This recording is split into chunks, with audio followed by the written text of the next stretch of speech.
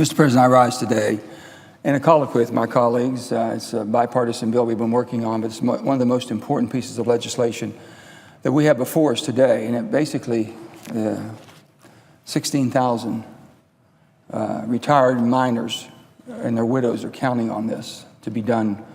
And if we don't do it by the end of the year, we're going to have 16,000 miners lose their health care benefits.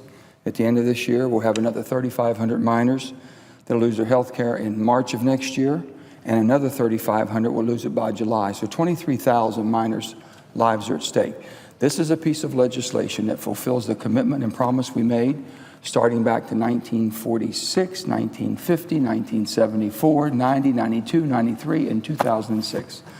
So basically, we as a government, we as lawmakers here have understood the value of the coal that's been produced by the coal miners of America, United Mine Workers, and this is to fulfill the promise that we made back in 1946 for what they had done from the start of the century, early 1900s, providing the energy in a very difficult, tough way, and then basically being able to guarantee a pension and a retirement plan to keep this country moving forward. That's what this is about. And if we don't fulfill this promise to the people who've given us the life we have and the superpower that we live in, the freedoms that we enjoy, and I would say, God help us all. With that, I have my colleagues are here that understand these people, understand how wonderful they are, the hard work they provided, the mine workers all over this country. And with that, I'm going to go ahead and turn to my good friend from Ohio, Senator Brown. Thank you, Mike. Thanks. Virginia, and thank his colleague also, Senator Capito, for their terrific Senator work. from Ohio. Thank you, Mr. President. I last week joined Senator Manchin, Senator Capito, and others to speak to hundreds of coal miners rallying on the lawn right outside the Capitol. It was an oppressively hot day. The heat and humidity seemed to bother them not at all. They're used to working in mines and working in some of the hardest and sometimes less safe conditions of anyone in this country. One of the things that impressed me most at the beginning of this rally, when President Cecil Roberts, the president of the UMWA, stood up and asked at the beginning of his remarks, how many of you are veterans? And a huge number of mine workers put their hands up. He then asked about family members and World War II veterans. And you think about these mine workers, some of them stayed in the mines and continued to mine coal to win our wars and to power our defense plants and power our homes and our commercial establishments and everything else. So many of them went off to war. And as if we don't owe them for the work they've done in the mines and the promises that Senator Manchin mentioned, we also owe so many of them for serving our country the way that they did. This is about retirement security. In my state alone, 6,800 Ohioans are covered and will be betrayed if we don't do our work, if this Senate doesn't do its job. If Congress fails to act, retired miners lose their health care this year, and the pension plans could fail as early as 2017. This is retirement security these miners work for, security they fought for, security they sacrifice raises in their own health for. And one of the things that Senator Manchin and Senator Capito and I understand that, frankly, a whole lot of senators don't, is when unions bargain, sit down at the bargaining table, they often, almost always, give up raises today for retirement security in the future. And we call these legacy costs. I have heard, during the auto rescue, I heard a number of my colleagues complain about the legacy costs that afflict, in their word, the United Auto Workers. It's the same thing here. I mean, these are workers that, rather than take more pay now, they say, okay, we'll forego some of these raises and we'll put this money to guarantee and ensure our futures. So then they aren't wards of the state. They're not living off taxpayers. They're living off their own wealth they created, invested, so that they will have health insurance and so that they will have pensions when they retire. That's good for the country, not bad for the country. But a number of anti-union members in this Senate, and I would say in the House, where Senator Capito and I used to serve, don't really understand that. They've earned this health care. They've earned these retirement payments. They've been promised to them. These workers have more than held up their end of the bargain. I wanted to tell a couple stories colleagues and turn it to Senator Capito. As the two West Virginia senators, and they have more mine workers in this state than I do, but it's a major part of our state and a major part of the southeast quadrant of Ohio. I've talked to some of these workers, Ohioans like Norm Skinner and Dave Dilley and Babe Urtis. I first met Norm in March. I've known Babe Urtis for years. I appreciate the work Senator Warner's done, who's joining us too. Norm's a veteran. He started working as a miner in what became Peabody Coal 40 years ago. He worked 22 years. He retired in September of '94. For every one of those years, he earned and he contributed to his retiree health care plan and his pension plan. 60% of his colleagues, he told me, at the mine have died of cancer because of the chemicals. Norm has been lucky, but after putting in decades in that mine, he's in danger of losing that health care that's kept him alive. We know how to fix this. This block, if you will, seems to be down at the end of the hall in the majority leader's office. We would get a strong majority because of the work of Senator Capito and Senator Manchin and Senator Warner and others. We would get a strong majority of members of the Senate to pass this if we could get it up for a floor vote. We must mark this bill up in the committee that Senator Warner and I sit on, the Finance Committee. I would hope this week. For whatever reason, it's pushed back to next week. Senator Manchin and I have talked about, we hope this isn't a slow walk to delay it through the end of the year, because this Senate has not been in session much this year. We're not doing the work we should. This is absolutely mandatory that Senate Finance move on it next week with Senator Casey on that committee, who's also been supportive, and it's time we do that. So Senator Manchin, thank you for your work. Senator Capito and Senator Warner, thank you for your work on such an important issue for our country. Thank you, Senator Brown. And at this time, I'd like to, Mr. President, call on my colleague for this colloquy, Senator Capito from West Virginia. The senator from West Virginia. Thank you, Mr. President, and I want to thank my fellow senator from the state of West Virginia for his lead on this, and I'm happy to be his primary co-sponsor. I want to thank Senator Brown. He brings a lot of passion. I got to follow him the other day when we were at the rally. He's a hard act to follow. And Senator Warner, certainly your state of Virginia in the southwest portion right there, where you're lucky enough to be really close to West Virginia, is going to feel a lot of this. I think Senator Brown really stated it, something of the rally that we saw last week. It was a very hot day, and it was there were thousands of miners and families that were there, and we all went for the show of hands. Senator Portman's here now. Let's have a show of hands of those from Ohio. Let's have a show of those from West Virginia. And it was really spread throughout the country. It wasn't just, or throughout the eastern part of the country. It wasn't just one state or the other. And everyone that I shook hands with, I asked, is this personally affecting you? And it was amazing to me that most of the people I talked to, it personally affected them.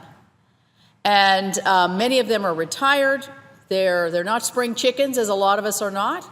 And they were willing to weather a really long bus ride, a really hot day, to stand in arm in brother and sisterhood for something that we all believe in, and that we are approaching a critical deadline. So as been said before, these are the workers who have powered our nation, who work hard, who my kids have gone to school with their grandchildren. We go to church with many of them. I mean, it's in a small state like ours, Senator Manchin and I certainly know many of the folks and of the faces that we saw that day and the ones that are affected by this. So we can't leave them in the lurch. This is where we are. We hear the statistics, 22,000, and some of the statistics are a little bit different, but could be losing their health care here in the next 3 months. The pension plan that provides benefits to over 90,000 current retirees could become insolvent. I mean, we have a fix. Senator Portman and I have talked a lot about this because we have those adjoining parts of our states that are very much affected. And we've worked hard to bring this fix and get it to the point at which we think and we are assured that the vote will come through the Finance Committee, which Senator Portman serves on. And so I look forward to that, even though disappointedly it was pushed back a week. We still are fighting the fight. The war on coal in our state has resulted really in thousands of lost jobs. And 6 of our counties are in a deep depression. We were at a local hearing in Morgantown where our state economist said that 6 of our counties are in a very severe depression. A lot of these counties are where a lot of these folks live. And these counties and communities across our state, the situation, if we don't do something, is going to get it even worse. This is not a partisan issue. We've got Republicans and Democrats here. I would say it's more of a regional issue than a partisan issue. We're working with Chairman Hatch to get this bill marked up in the Finance Committee. And hopefully that will get us the next step that we need, which is the big step, which is to get it across the floor here in the halls of the United States Senate. With the hardworking men and women of Appalachia, with the leadership that Senator Manchin has shown on this, and many of us here working together in this many different ways that we can affect the votes of our colleagues. Somebody said to me, well, what's going to make the difference? You know, you're on that side of the aisle where maybe there are a lot of folks that can't see why we should vote for this. And, you know, what I would implore them to do is look at the human faces of the people that are affected here. These are people, most of them worked hard their whole lives. Many of them have health issues, severe health issues. Many of them are living on limited resources. And this really just kind of kicks the stool out from under their entire family. So I join with everybody here today to make that real difference that we need to make, and we'll keep the fight going here as we move through the next several weeks and months. Thank you. I want to thank my colleague, my friend, and this is definitely a bipartisan piece of legislation. We just need a little bit more help, but we're going to get there. Let me just paint the picture very quickly for everybody what we're talking about. The energy from this young country in the early 1900s, the energy was needed to build a country into the Industrial Revolution, if you will. Then we had World War I, and we had World War II back to back. We needed the domestic energy in order to defend ourselves. From 1900 to 1946, these were people that would go down into the mines. They would work hard. They would provide the resources we needed to win the wars, to build the Industrial Revolution, to build the middle class. They got no pensions and no benefits, and I'll give you one personal story. 1927, there was a young man who had 4 children, and his wife was expecting her 5th. Christmas time, 1927. If you've ever heard the song 16 Tons, and what do you get? Another day older and deeper in debt. Tennessee Ernie Ford wrote that song. I owe my soul to the company store. That was the fact. That was the absolute truth. At the end of the day, with a paycheck at the end of the week, there was nothing left. They owed their soul to the company store. There was no money to take care of your family.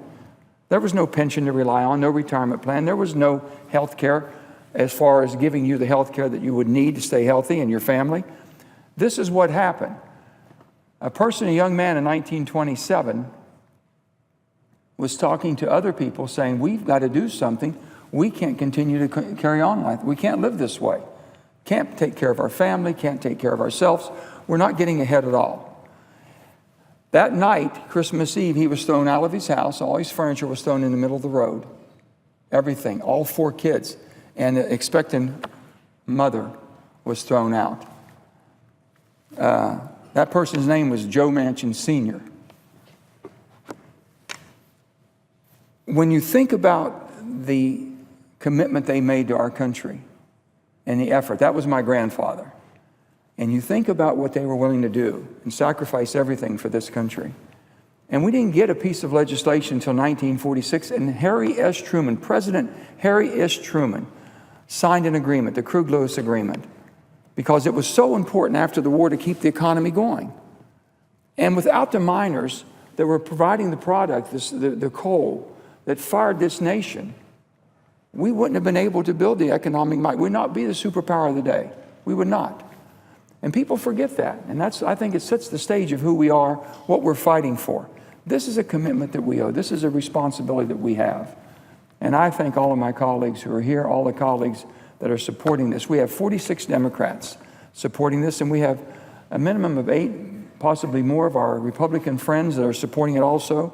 We need a few more, and that's what we're asking for, and we think we will be able to get that help and get that commitment for the markup. I wish it would have been done this week. It wasn't. With that, I want to recognize my good friend from Virginia, former governor that we served together. He worked in the coal fields. We've met many times in the coal fields. These are the greatest people, the most patriotic people that you've ever met. A coal miner is usually a veteran. They mine the coal that made the steel that built the country we have today. They give them their blood and sweat and tears and hard work. So with that, I want to turn it over to my good friend from Virginia who knows these people all so well, Senator Warner. Thank you, Mr. President. And I want to start, obviously, by echoing what Senator Brown and Senator Capito and others have said. And thank you, my friend, the senator from West Virginia, for continuing to wage this fight. It feels a little bit like deja vu all over again. We have been down here time and time and time again to simply reinforce the case that the senator from West Virginia just went through in terms of history.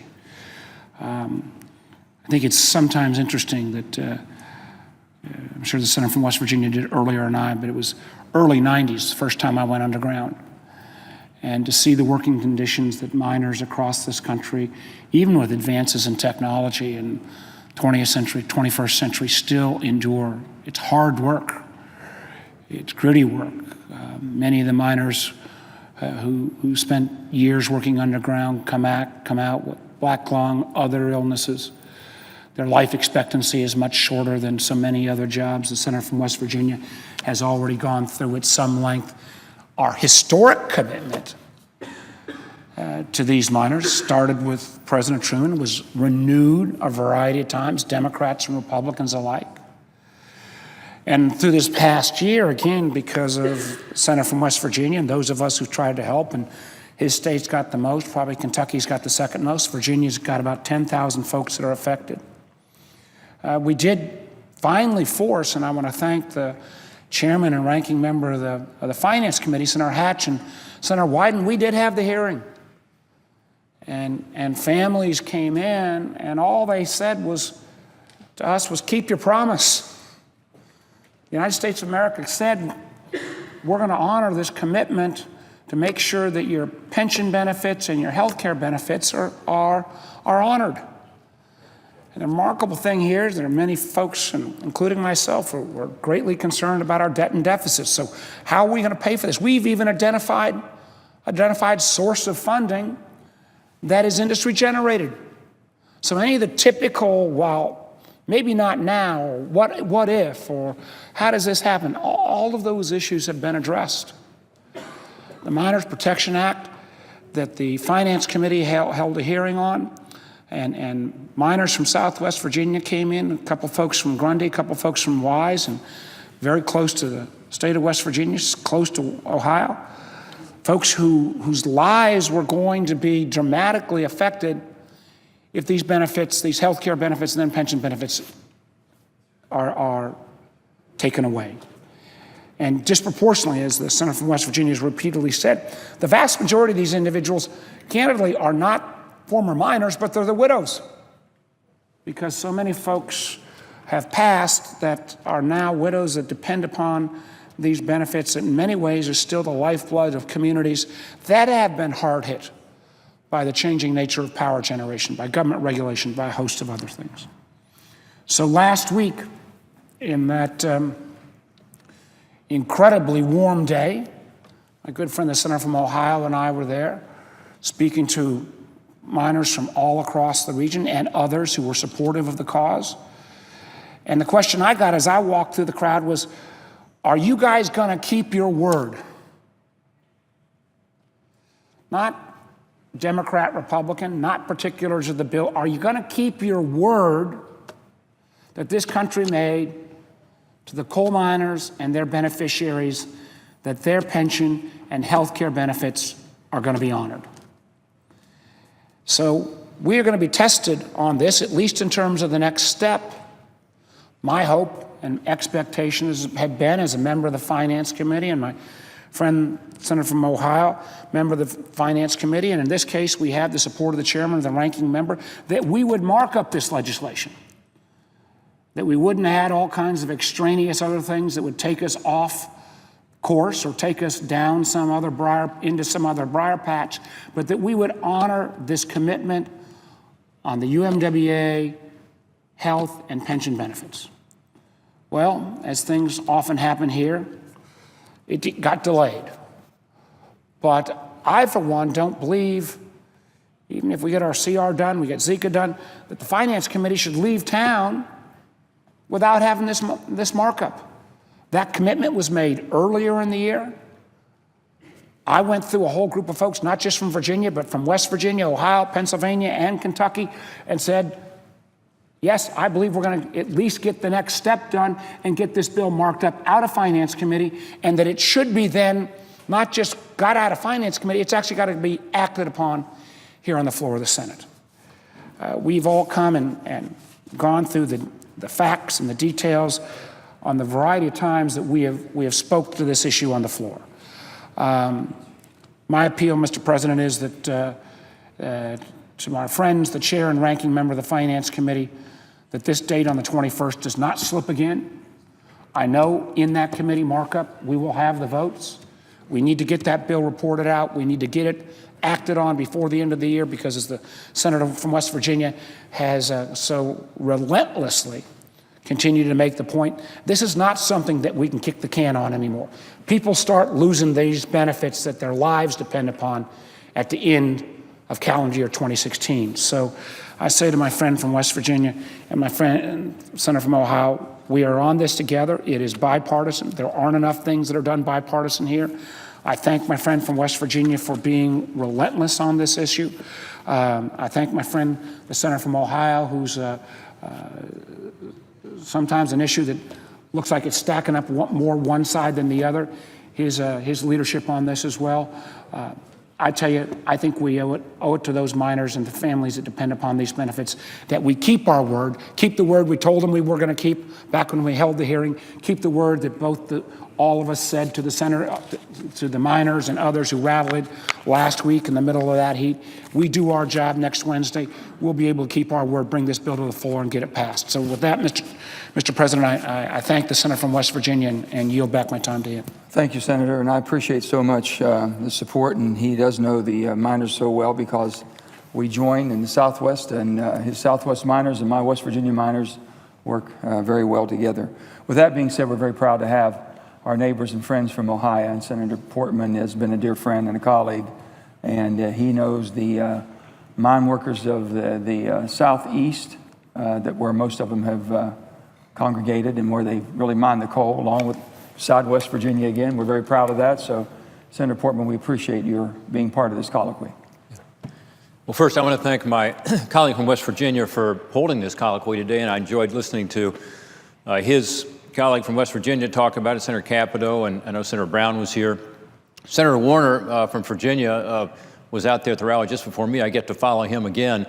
And what I said the other day when we were at the rally was the fact that this is not a partisan issue. This is one where you got Republicans and Democrats coming together to identify a real problem. 100,000 miners having their pensions endangered, and 20,000 miners potentially losing their health care at the end of this year. Now, that's a really urgent problem for them. And he did a good job today talking about some of these issues. I loved when Senator Manchin talked about the fact that this country was built on an energy economy that included coal. And I will tell you, we have mined 4 million tons of coal in Ohio. And we're still a state and a country that depends on coal for our electricity. And in Ohio, it's about 58% of us who turn on a light when we go home get our electricity from coal. So it's incredibly important for our economy and has built this country in effect and has given us in Ohio the ability, frankly, to attract a lot of industry because we have had relatively low energy prices, stable energy prices. So this is about telling these miners that for years and years have been doing the hard work, playing by the rules, doing exactly what they're supposed to do, that we're not going to let them down. That's all this is about. And it's just not fair to pull the plug after all these years. And as was noted earlier, having talked to a lot of these miners, some of them are in poor health. And part of the reason they're in poor health is because they were in the coal mines for many years. And there are higher rates of cancer, for instance, among some of these miners. And there are a lot of widows because some of the spouses have moved on. And so this is about keeping true to our commitment and our promise. I do think that we are going to have this committee vote a week from today. I'm told it was pushed back from today to a week from today because the Congressional Budget Office had not done the score yet, what this costs. Okay, that's fine, but let's be darn sure that we do not leave town to go back in October without addressing this issue. And that's something that I'm going to insist on, as will my other colleagues. I've heard from them today. I got a commitment on this. I got a commitment from the leadership, from the chairman, who I know is good to his commitments, and we got to be darn sure that we do the right thing for these miners. We had a hearing on it. We had people come forward and talk about the specifics of it. I will tell you, I know some people have differences of opinion on the fiscal impact of this. As a person who is a fiscal conservative and proud of that, I will tell you the alternative to this is that these plans could potentially go insolvent, and PBGC, which is the government program that backs all these up, the Pension Benefit Guaranty Corporation, would then be in deep trouble because this is the second biggest multi-employer plan that could be in trouble. That could result in taxpayers having to pick up the tab in a much, much more significant way. So the actuaries have looked at our plan. They believe that the way we do it, it is paid for. They believe that this will enable us to get through this period of time where we've got a tough issue with so many companies going bankrupt. The senator from West Virginia, Senator Manchin, and I have talked a lot about the underlying problem here, which is there are a lot of people who are trying to do away with coal, and the so-called war on coal is leading to some of these bankruptcies of these companies and some of these pension problems. That's part of the issue, too. So the federal government also has played a role here. We need to recognize that as well. So I'm going to thank my colleagues for coming out on the floor today. I want to say that we look forward to the opportunity to debate and to discuss this issue in committee a week from today to get a strong vote. And let's make it a strong bipartisan vote. And let's be sure that it comes to this floor with that kind of support and goes over to the House, and we can get something done here to help those people who did work hard and played by the rules and deserves now for us here in the United States Congress to look out for them. I thank my colleague, and I yield back to him. Thank you, Thank you, my friend from Ohio, Senator Portman. Let me just say in wrapping up, there's some concern and there's talk about, where we're concerned about the United Mine Workers, which are all union miners, and non-union miners. I'm as concerned about all miners. But the agreement, and if you think back to 1946, about anybody and everybody who worked in the mines belonged to United Mine Workers of America. That's the agreement that was made to stop a strike from happening, to basically get people back to work to keep the country moving forward. And we ratified that again. We ratified it in 1974. We did it in 1990, 92, 93, and 2006. And it has the hand seal stamp of basically the President of the United States. And I'm saying, if we can't keep that commitment, if we won't fulfill that promise, and people think that basically that everybody is talking about, well, we're going to subsidize this. It's the federal government's guarantee. It was a guarantee that the coal that was mined, that the mine operators would pay into the pension plan. Then through bankruptcy courts, that evaporates. If I can just if I ask consent just to finish up, just to wrap up 1 minute, Mr. President. Okay. Has already exceeded the time that it was supposed to go. If I can just follow up, just wrap up 1 minute, sir. Go. Thank you. Thank you. Thank Without you. objection. Thank you, my friend. With that being said, you can see it's bipartisan. We're asking for that. We've had a commitment. We've been gone for 9 weeks. 9 weeks, and the only thing we're asking for before we leave on the 21st next, this has to be brought out of the Finance Committee. That's what we're asking for. That's what was promised. So I would hope that all of my colleagues will fulfill that promise that was made to all of us and to the 16,000, to the 102,000 miners that have been depending on this. So with that, I want to say thank you all. I appreciate it very much and would hope that this body will rise to the occasion to take care of the people we made the promise to, United Mine Workers of America. Thank you, Mr. President.